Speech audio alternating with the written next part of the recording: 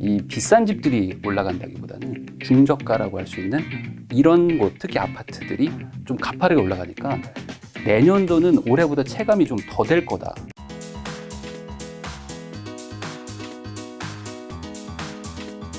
제가 부인나님은 사실 꼭 이제 옛날부터 네. 당연히 재테크 부동산계에서는 모를 수 없잖아요.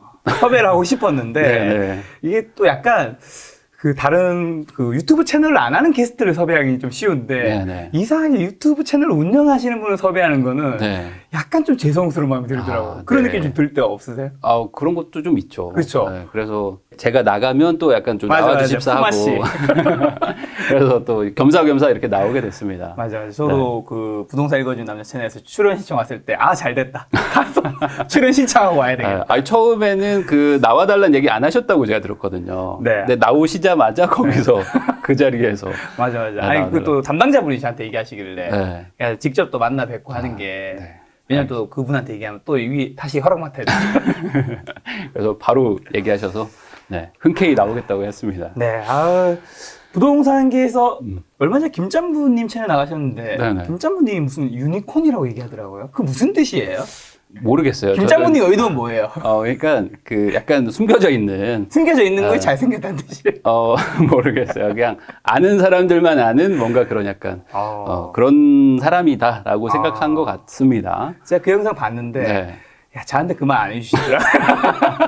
그래요. 네, 뭐라고 말을 못 하겠네요, 제가. 알겠습니다. 자 본격적으로 이제 네. 부동산 투자 관련된 질문 드릴 건데 이 3대 질문 네. 요걸 드리기 전에 일단 최근에 네. 서울 경기 부동산 시장 분위기 좀 어떤가요? 그러니까 이런 말씀을 드리는 게 참 죄송스러울 정도로 네. 최근에 집값이 계속 오르고 있어요. 그러니까요. 그리고 저번 달 21년 9월 기준으로 사상 최대 상승입니다. 9월에요? 네. 전국적으로 1.5% 상승하고 수도권은 1.9%가 상승을 했거든요. 근데 한 달에 2%가 상승했다는 거는 이게 복리입니다. 네. 저번 달 대비 2%니까 실제로 1월 기준으로 2%씩 상승한다고 하면 거의 30% 넘게 상승하는 네. 그런 가속도가 붙어 있다는 거죠. 그러면 1년에 30%면 보통 전세 계약하는 게 2년 정도?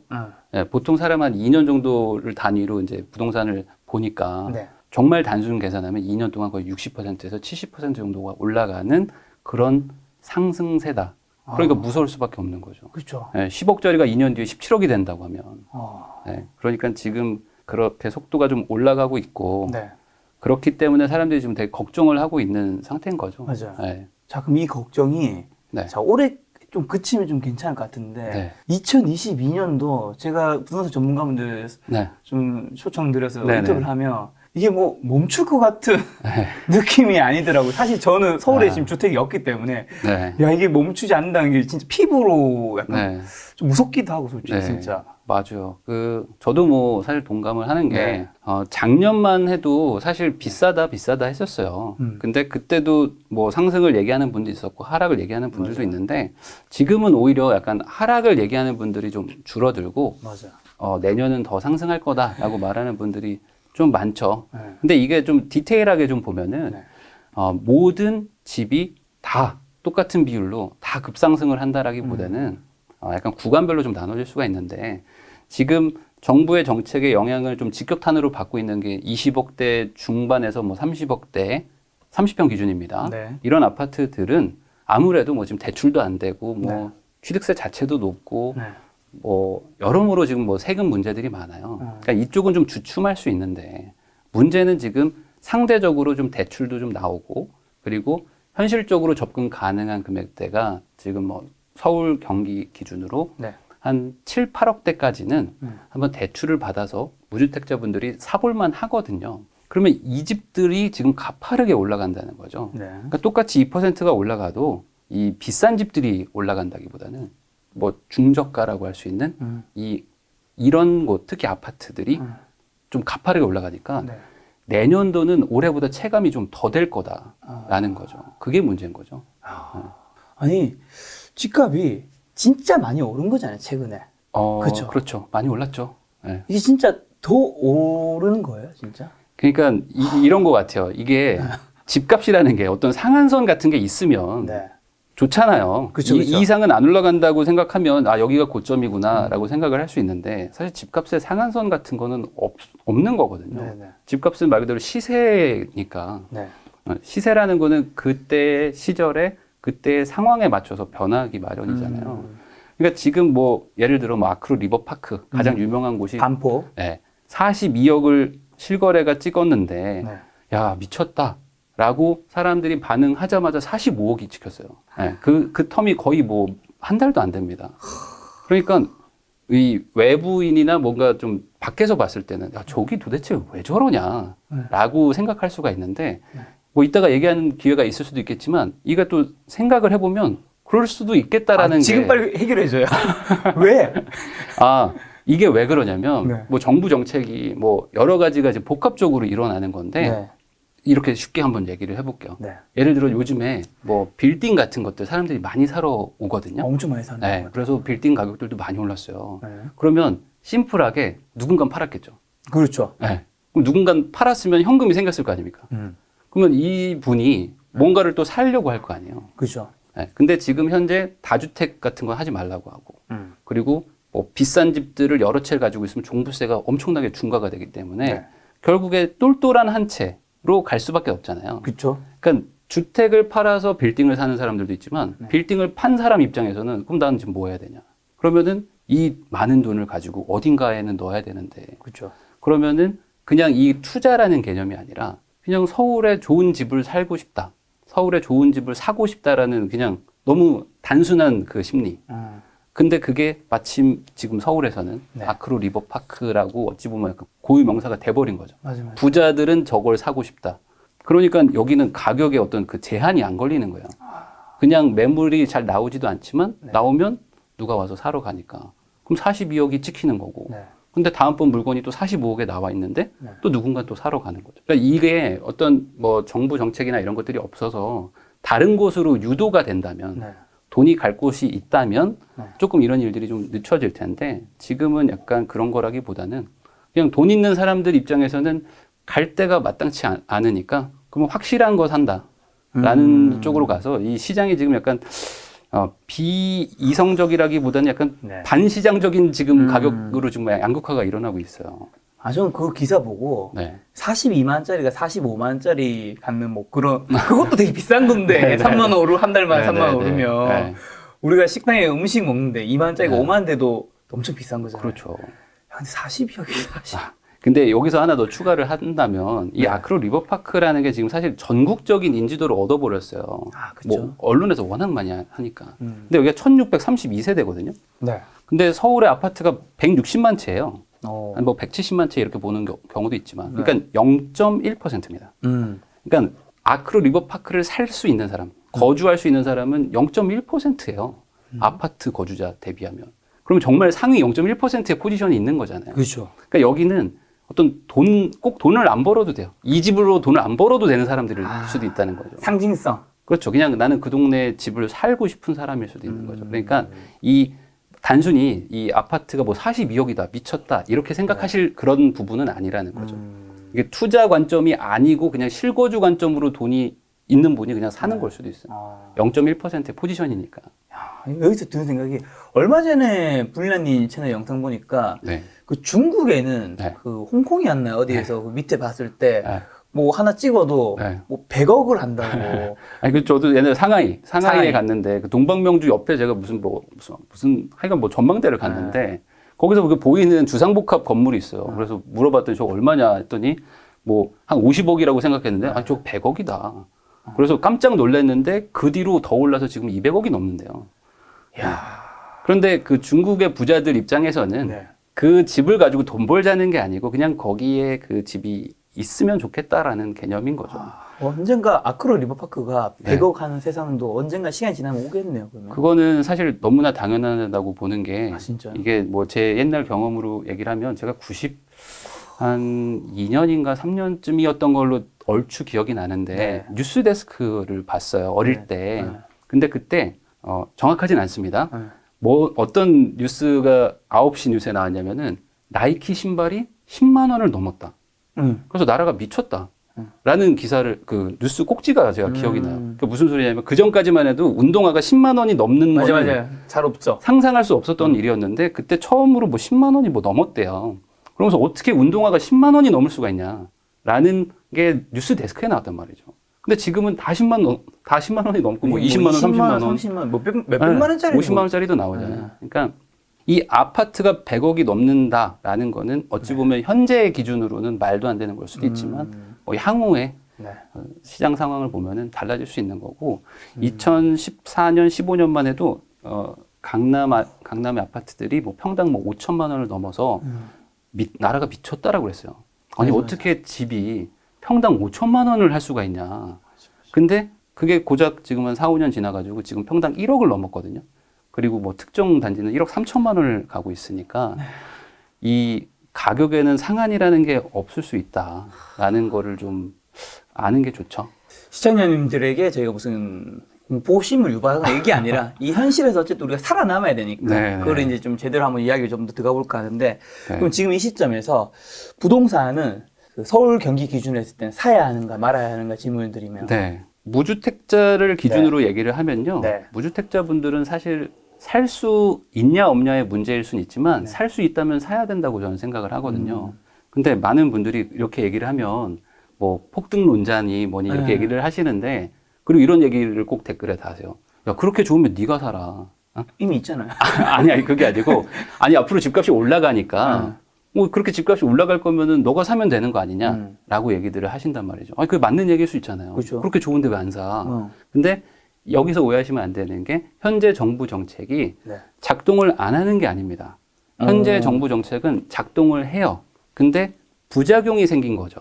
이 작동이 어떻게 되냐면 다주택자는 집을 못 사게 하고 다주택자는 집을 팔게 하고 그리고 다주택자는 이 버티기 힘들게 하는 정책이거든요. 이걸 지금 하고 있어서 많은 분들이 지금 다주택인 분들도 이렇게 집값이 올라가고 있는데 사기 싫지는 않을 거 아닙니까? 집값이 이렇게 올라가는데 왜 사고 싶지 않겠어요? 돈이 사고 있는데. 싶죠, 누구나. 사고 싶지만 살 수가 없게 해놔서 못 사는 거거든요. 그래서 현재 지금 2021년은 정말 철저하게 실수요자들, 네. 실거주자들 아니면 당장은 전세를 끼고 살 수밖에 없지만 앞으로 2년이나 4년 뒤에는 실제로 거주하려고 하는 사람들이 이 시장을 지금 움직이고 있어요. 그러니까 여기는 지금 투기 수요라든지 어떤 뭐 다주택 투자자들이 잘 못 들어오는 시장이란 말이죠. 그런데도 올라가고 있으니까 반대로 무주택자 분들 입장에서는 역으로 얘기하면 이 정부 규제 하에서는 무주택자 분들만 살 수 있는 거예요. 그러니까 사야 되는 거죠. 네. 이렇게 올라가고 있는데. 네. 예, 그래서 반대로 지금 살려고 하면 뭐 대출 규제나 뭐 이런 네. 것들이 있어서 사기가 어렵지만 그럼에도 불구하고 뭐 보시는 분들 중에는 여유가 있는 분도 있고 여유가 없는 분도 있잖아요. 집을 살 수 있는 분들은 사는 게 좋다라고 저는 얘기를 합니다. 다주택자 분들도 아마 집을 사고 싶을 거예요. 살 수 없어서 못 사는 거지. 네. 그럼 그분들이 또 그런 얘기 할 수 있잖아요. 아, 지금 너무 많이 올랐으니까 이제 네. 또 뭐 떨어진다는 얘기도 있긴 하니까. 네네네. 우리가 고점에 굳이 살 필요는 없으니까 좀 네. 기다렸다 사면 안 됩니까? 네, 네, 맞아요. 근데 제가 이제 유튜브 한 지 지금 한 5년이 넘었는데 옛날에 이제 2017년도 폭락설이 있었어요. 그리고 이게 상당히 강했었습니다. 네. 제가 2016년도에 시작할 때 이제 내년이면 다 끝난다. 2017년에. 그리고 이제 2017년에 어떤 하락이 안 왔어요. 그러면서 본격적으로 올라가니까 이제 2019년도 폭락설이 엄청 지배를 했었거든요. 근데 2019년이 와버리니까 또 안 떨어지는 거예요. 그래서 2020년, 2021년 지금 폭락설들이 계속 이제 이어지고 있는데 저는 어떤 이런 특정 시기에 특정한 어떤 타이밍부터 떨어진다라는 생각을 갖는 거는 투자자들, 어찌 보면 뭐 이렇게 여러 개를 가지고 있거나 뭐 사고 팔아야 되는 분들은 심각하게 그런 걸 뭐 따져봐야 되겠지만 지금 무주택인 분들 아니면 뭐 1주택인 분들은 너무 그거에 얽매이지 않는 게 좋다고 생각을 하거든요. 왜냐면 이 집이라는 거는 주식하고 달라서 주식이야 뭐 가지고 있다고 해서 뭐 내가 뭐 빵이 생기고 물론 배당은 나오지만 이게 나한테 꼭 필요한 건 아니잖아요. 그렇죠. 내가 뭐 살아야 될 공간이 필수품은 아니잖아요. 아니니까. 근데 이제 집이라는 건 말 그대로 필수품인데 이거 없으면 힘들어지고 더 문제는 뭐냐면 집이 없으면 노숙하지 않는 한, 텐트에서 살지 않는 한 남의 집에서 살아야 된단 말이죠. 그렇죠, 그렇죠. 그러니까 집을 사냐 안 사냐라는 선택을 단순히 돈을 벌 수 있다, 아니면 뭐 이제 떨어진다, 이런 금전적인 가치만 보지 마시고 집을 안 샀을 때 나에게 대안은 뭐냐. 그 대안은 전세나 월세인데 네. 지금 내년도에 전월세가 시장이 되게 많이 흔들릴 거란 말이죠. 계약갱신 청구권 같은 것들이 내년에 끝나면서 지금 뭐 집 주인들 입장에서는 전월세 더 올려야 된다. 이제 내년에 저번에 규제 때문에 못 올린 거 내년에 올려야 되겠다. 아니면 이번에 계속 규제가 이렇게 심해지니까 네. 아예 그분을 내보내고 내가 들어가서 속 편하게 살아야겠다. 음. 뭐 이런 분들이 많아요. 내년 8월부터 그게 시작되는데 그러면 집을 안 사면 결국에 그 어떤 그 거대한 파도가 몰려오는 거에 네. 직격탄을 내가 맞아야 돼요. 그렇게 생각하면은 네. 지금 안 사는 게 맞는가? 그냥 단순히 어떤 고점이라는 그 걱정 때문에 안 네. 샀을 때 그 뒤에 오는 후폭풍을 내가 온몸으로 감당할 수 네. 있을까? 그걸 좀 생각을 해보는 게 좋지 않을까? 그런 의미에서 클래스 101 멘트 첫 인트로가 이런 강한 멘트인 건가요? 집 찾고 계신다고요? 전세나 월세. 정신 차리세요. 그거는 좀 약간 광고라서 좀 더 강렬하게 요구하신 게 있어서 하긴 했는데 네. 사실 맞다고 생각합니다. 왜냐하면 제가 그 강의를 찍은 때로부터 지금 집값이 한 15% 이상 올랐거든요. 전국적으로. 근데 그걸 찍은 게 올해 상반기이기 때문에 맞아. 상반기 대비 벌써 10몇 프로가 올라버렸어요. 그러면 많이 오르는 거잖아요. 네. 그러니까 이런 말씀을 드리는 거를 받아들이는 분들이 어떻게 받아들일지 모르겠지만 내년도도 올라갈 가능성이 높고 그리고 그것이 초고가 강남 집들 어차피 우리랑 상관없는 집들이 올라가는 게 아니고 중저가 뭐 7억에서 뭐 8억 뭐 이하 5, 6억대 이런 곳들이 막 더 올라갈 가능성이 높아요. 이게 제일 문제인 게 많은 분들이 반 정도는 전세나 월세를 살고 계세요, 현재. 그리고 한 반 정도는 내 집에서 뭐 거주를 하시거나 아니면 거주는 못해도 뭐 한 채를 가지고 계시거든요.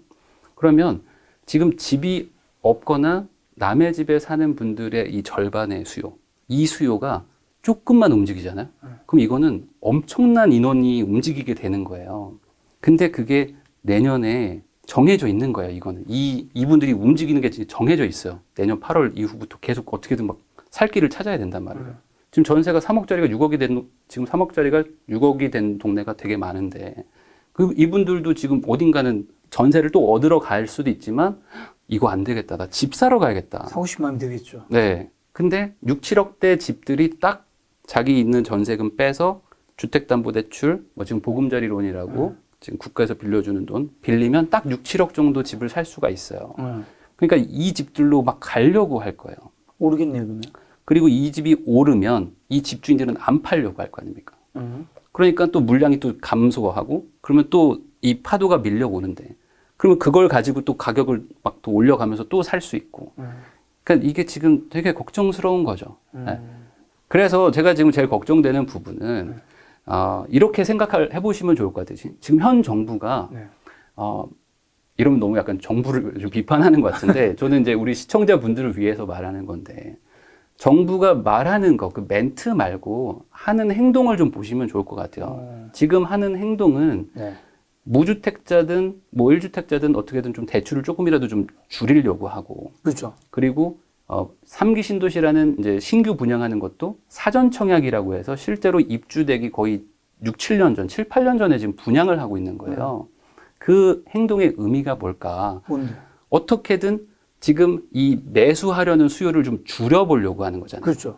그러니까 지금 파도가 오는 거를 정부도 모르는 게 아니거든요. 알죠. 내년에 이런 파도가 올 거다. 그러니까 이 파도를 조금이라도 지금 늦춰보려고 지금 어찌 보면 이 주택 시장에서는 약자라고 할 수 있는 무주택자나 뭐 이런 분들의 대출까지 규제하면서 막아보려고 하는 거거든요. 그러면 내년에 하락할 거면 정부도 그걸 확실하게 안다면 굳이 뭐 이렇게 할 필요 있을까요? 안 해도 되잖아요. 어차피 내년에 다 하락하고 이제 내년 되면 사람들이 집을 안 살 건데. 그러니까 정부의 하는 행동을 보면 내년이 상승할 거라고 예측하고 있다고밖에 볼 수는 없는 거죠. 납득이 가요. 네, 그러니까 지금 무주택인 분들은 거의 이 현 정부 정책 하에서는 거의 유일하게 집을 사는데 규제가 없는 분들이니까 이 분들 중에서 뭐 소수라도 집을 사시는 거를 추천한다라는 거죠.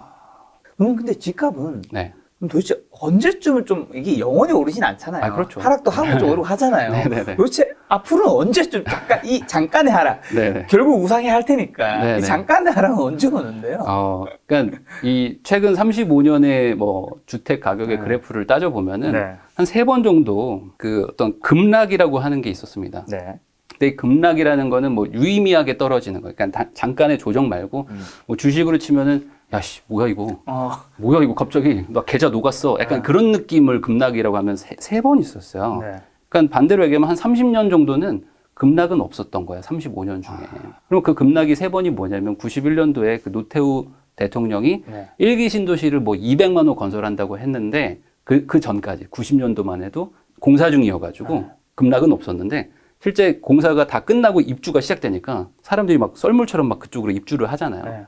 그러니까 막상 빌려주려는 사람들도 집을 팔려는 사람들도 다른 데로 막 이사 가면서 수요가 없어진 거죠. 갑자기 수요가 빈집으로 다 가버리면서 네. 한 번 급락을 했었고 IMF 때는 뭐 당연히 나라 망한다고 하면서 모두가 던지니까 패닉에 빠져서 또 한 번 급락했었고 금융위기 이후에 2009년에서 2012년 사이에 뭐 금융위기 터진 거 플러스 이제 이명박 대통령이 네. 보금자리 주택해서 서울 근교에 20만 채를 단기간에 공급해버리면서 한 번 충격이 왔었어요. 네. 그러니까 3번의 급락 중에서 IMF라는 거, 나라가 망한다라는 거 빼고 2번은 공급이었거든요. 대규모 공급이 실제로 입주가 될 때, 그러니까 공급하겠다는 계획이 아니고 입주가 될 때입니다. 근데 이건 너무나 당연한 게 내가 장사를 하려고 한다고 쳤을 때 이 전세나 월세도 어쨌든 세입자한테 내가 가격을 제시한다는 건 장사잖아요. 그렇죠. 장사를 할 때 내 물건은 딱 가지고 있는데 원하는 사람들이 줄을 서면 좀 비싸게 팔 수도 있잖아요. 그러니까 다주택자들이 비싸게 팔고 싶고 다주택자가 전세를 올리고 싶다고 해서 올릴 수 있는 게 아니고 내가 가지고 있는 이 가게의 어떤 물건을 사려는 사람들이 줄을 서야만 이거를 비싸게 팔 수 있잖아요. 그렇죠. 그러면 줄을 서는 게 중요한 거지 비싸게 팔고 싶은 게 중요한 건 아니죠. 아니죠. 네. 줄을 길게 쓰면 길게 쓸수록 더 비싸게 팔 수 있는 거고 팔이 날리면 비싸게 할 수가 없고 떨이로 팔아야 되는 거잖아요.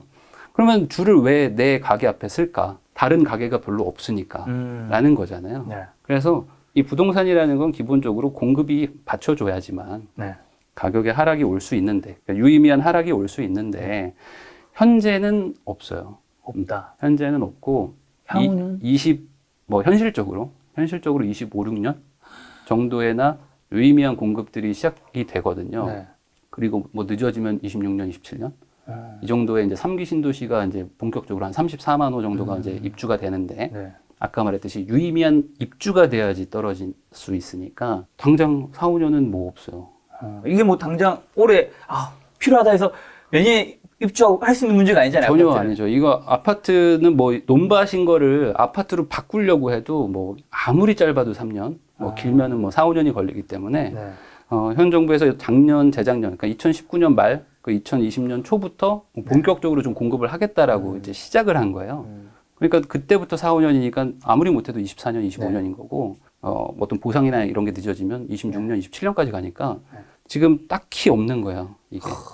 그래서 원래는 이게 2017년, 18년, 19년도부터 지속적으로 좀 이렇게 공급을 같이 하면서 규제를 같이 했다면은 이제 순차적으로 이제 입주 물량이 지금 대기를 하니까 무주택자나 1주택자 분들 입장에서도 내년에 이제 입주가 되니까 좀 기다려볼까? 라는 현실적인 좀 안도감이 생기는데 지금은 좀 너무 머니까 아니 나보고 어떻게 4, 5년을 어떻게 기다리라는 거냐 라는 것 때문에 이 심리가 또 움직이는 거죠.